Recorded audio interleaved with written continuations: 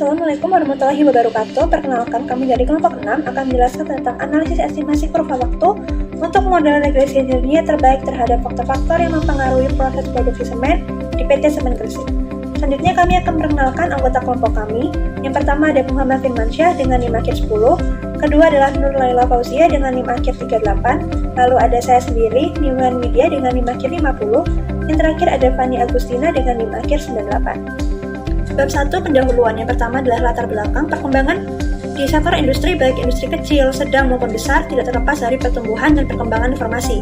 Sedangkan perkembangan informasi banyak dikaitkan dengan statistik, karena statistik dapat menyajikan informasi dalam bentuk gambar, grafik, tabel, dan lain-lainnya di segala bidang pengetahuan. Perlu diketahui bahwa banyak pabrik dan juga para pengusaha dalam mengambil keputusan hanya berdasarkan pengalaman, sehingga tidak jarang keputusan yang diambil menyimpang dari apa yang diperkirakan.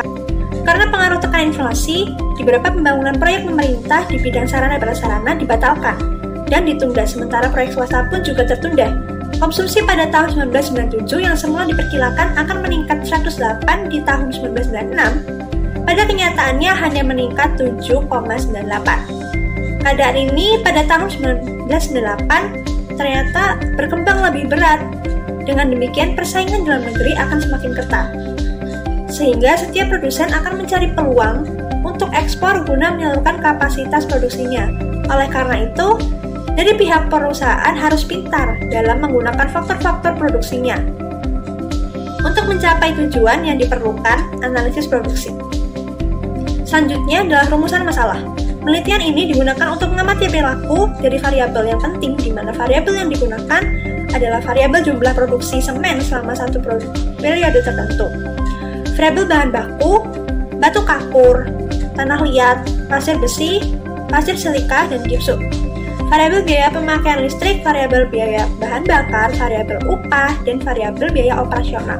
Dengan demikian, pegawai yang menjadi pokok permasalahan adalah bagaimana menduga dan membentuk model estimasi kurva produksinya.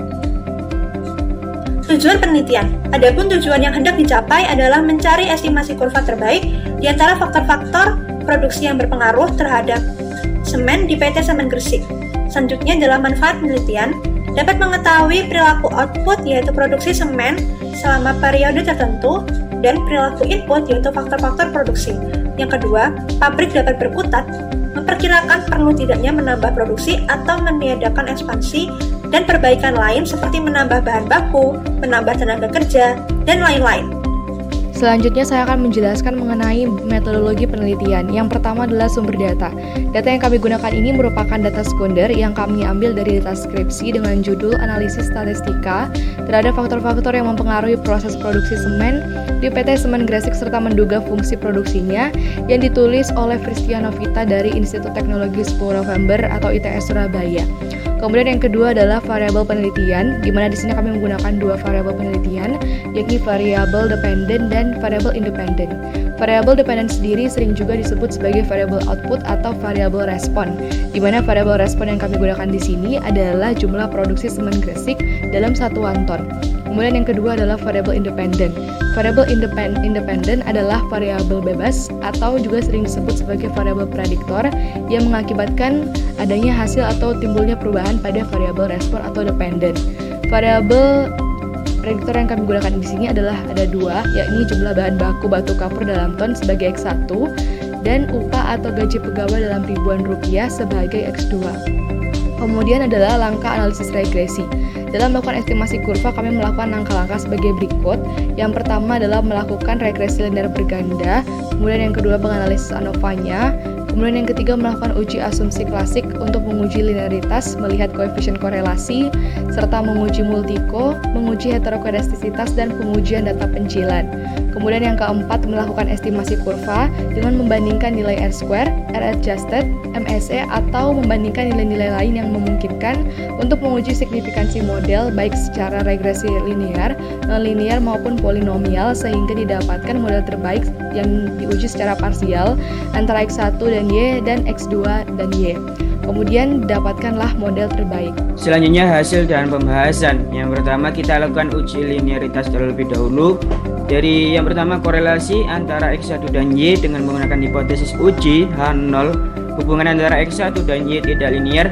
Hal alternatif hubungan antara X1 dan Y linear dengan daerah kritis H0 ditolak jika p-value kurang dari alfa yakni 5%. Begitupun sebaliknya korelasi antara X2 dan Y dengan menggunakan hipotesis uji H0 hubungan antara X2 dan Y tidak linear. Hal alternatif hubungan antara X2 dan Y linear dengan daerah kritis H0 ditolak jika p-value kurang dari alfa. Dengan menggunakan software Minitab didapatkan output yang pertama p-value sama dengan 0,029 artinya kurang dari alfa, maka keputusannya H0 ditolak. Begitupun kesimpulannya hubungan antara variabel X1 dan Y linear. Yang kedua didapatkan p-value sama dengan 0,00 artinya kurang dari alfa, maka keputusannya H0 ditolak. Dan kesimpulannya hubungan antara variabel X2 dan Y linear. Selanjutnya dilakukan uji data outlier atau pencilan. Hasil pengujian data outlier menggunakan diagram box plot. Yang pertama, dengan variabel X1 terdapat data variabel prediktor X1 di luar box plot, sehingga dapat disimpulkan terdapat data pencilan pada variabel X1. Yang kedua, pada gambar kedua box plot dari variabel X2 tidak terdapat data variabel prediktor X2 di luar box plot, sehingga dapat disimpulkan tidak terdapat data pencilan pada variabel X2. Selanjutnya dilakukan uji multikolinearitas. Multikolinearitas sendiri dilihat dari nilai variance inflation factor atau VIF. Apabila nilai VIF lebih dari 10 atau nilai tolerance kurang dari 0,1 berarti terdapat multiko. Dengan menggunakan software Minitab, hasil regresi menunjukkan nilai VIF tidak lebih dari 10, maka dapat disimpulkan variabel X1 dan X2 tidak mengalami multikolinearitas. Selanjutnya dilakukan uji hetero. Uji hetero ini bertujuan untuk menguji apakah dalam model regresi terjadi ketidaksamaan varians dari residual suatu pengamatan ke pengamatan yang lain. Untuk menguji hetero ini dilakukan dengan melakukan regresi nilai gala terhadap variabel bebas X1 dan X2.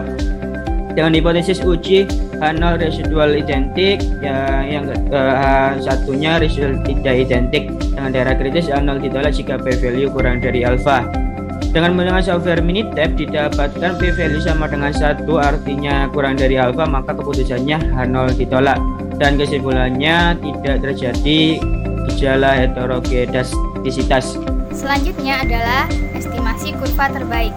Model yang baik menunjukkan nilai kuadrat tengah galat atau mean square error yang relatif cukup kecil, serta nilai koefisien determinasi yang cukup besar. Di sini kami melampirkan dua tabel, di mana tabel pertama merupakan tabel nilai perbandingan model regresi untuk Y dan X1. Kemudian untuk tabel yang kedua merupakan tabel nilai perbandingan model regresi untuk Y dan X2. Sini kami menambahkan satu kategori selain R-square dan mean square error, kami menambahkan R-square adjusted dalam pemilihan model terbaik ini. Sehingga berdasarkan tabel 5 dan tabel 6 dengan tingkat kepercayaan sebesar 5%, maka kita memperoleh bahwa model regresi yang sesuai untuk Y dengan X1 dan X2 adalah model linear, kuadratik, dan kubik. Kemudian untuk kesimpulan, berdasarkan hasil analisis yang telah kami lakukan, kami menyimpulkan bahwa terdapat 3 model regresi yang sesuai untuk menduga jumlah produksi semen dengan jumlah batu kapur dan upah gaji. Ketiga model tersebut sudah sesuai jika kita analisis dengan lack of fit. Dengan adanya model-model regresi untuk menduga jumlah produksi semen, maka perusahaan dapat mengestimasi gaji upah pegawai serta jumlah batu kapur yang mana dapat dipertimbangkan untuk menciptakan tingkat keuntungan yang terbaik. Dan perlu diketahui bahwa analisis ini menggunakan taraf nyata sebesar 5%. Baiklah, sekian presentasi dari kelompok 6. Mohon maaf jika terdapat kesalahan. Wassalamualaikum warahmatullahi wabarakatuh.